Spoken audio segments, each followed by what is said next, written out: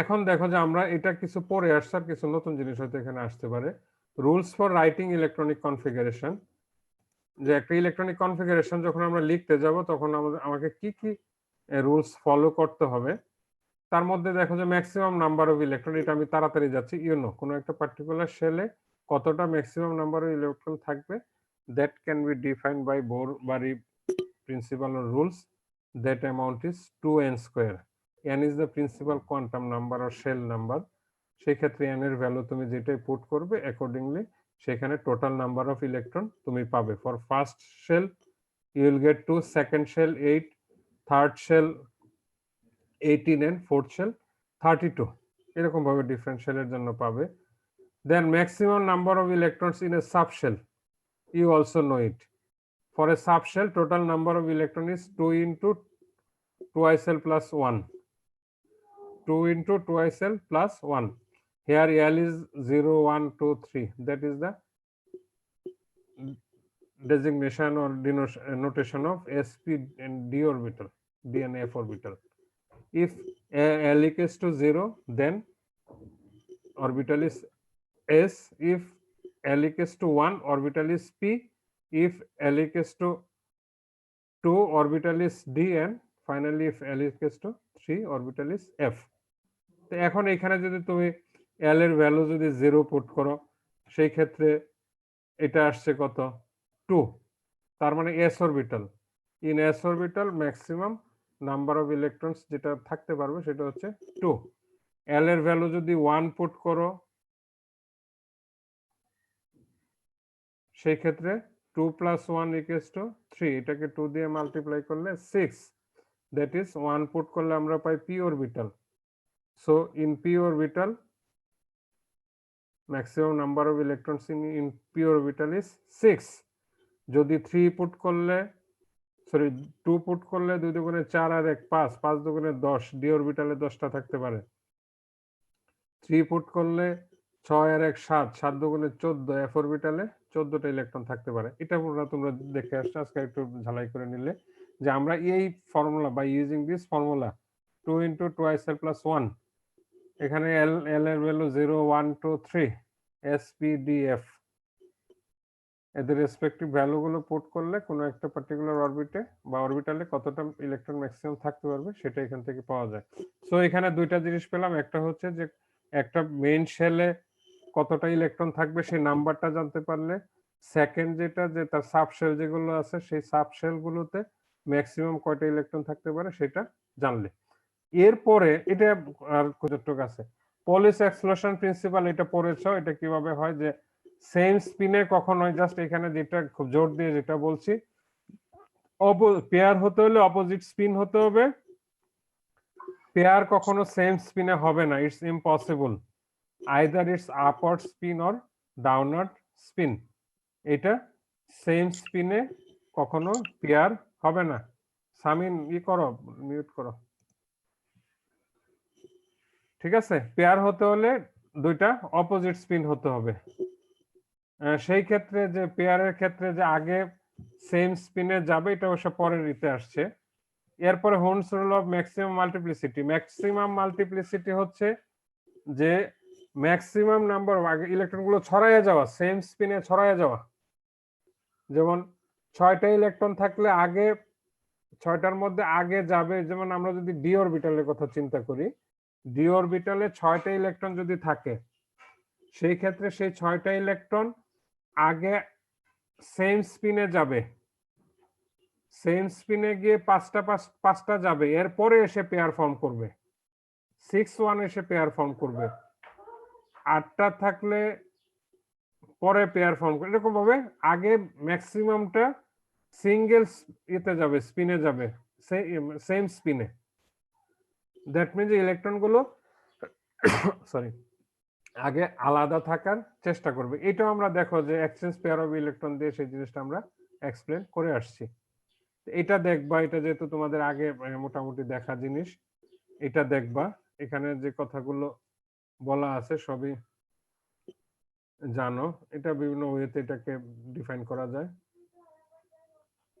এখানে দেখো যে কনফিগারেশন দেওয়া আছে যে আমরা যদি consider the distribution of 3 electrons in 3 degenerate orbital. Degenerate orbital বলছিলাম যে orbital having the same energy, সেটা যদি হয় তখন সেটাকে ডিজেনারেট অরবিটাল বলা হয়।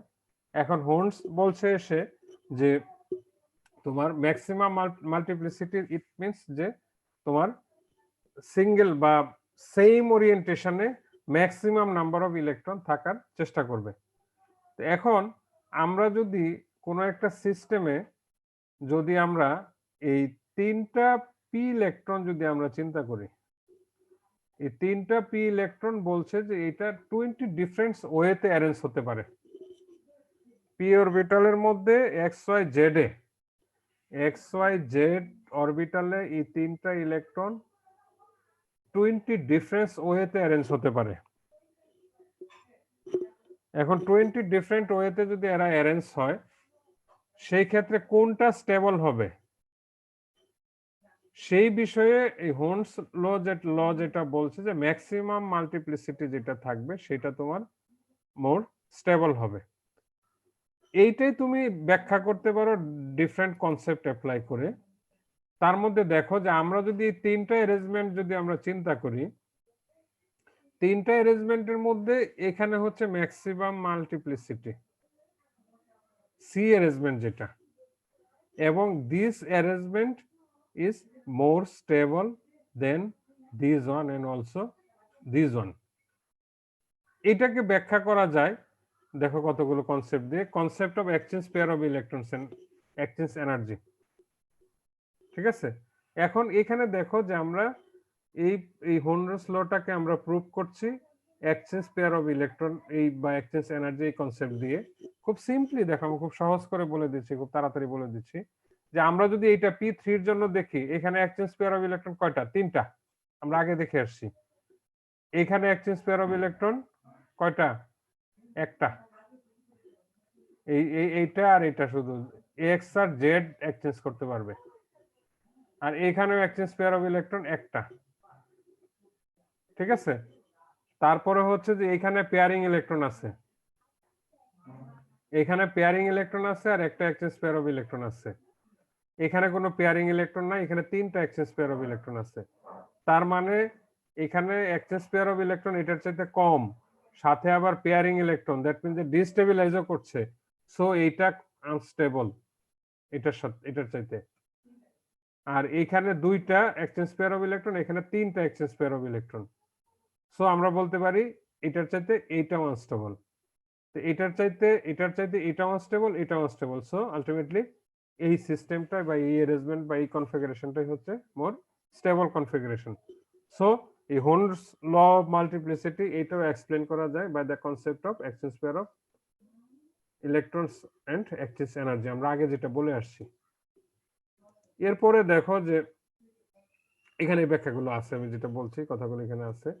আরেকটা যেটা যে concept of exchange energy plus pairing energy দিয়েও করা যায়, exchange energy and pairing energy.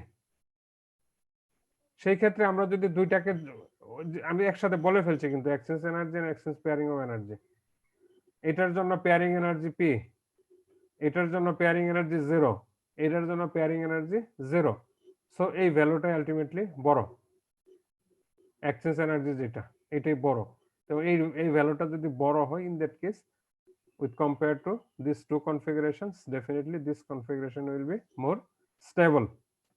Okay, এটা এখানে বলা আছে।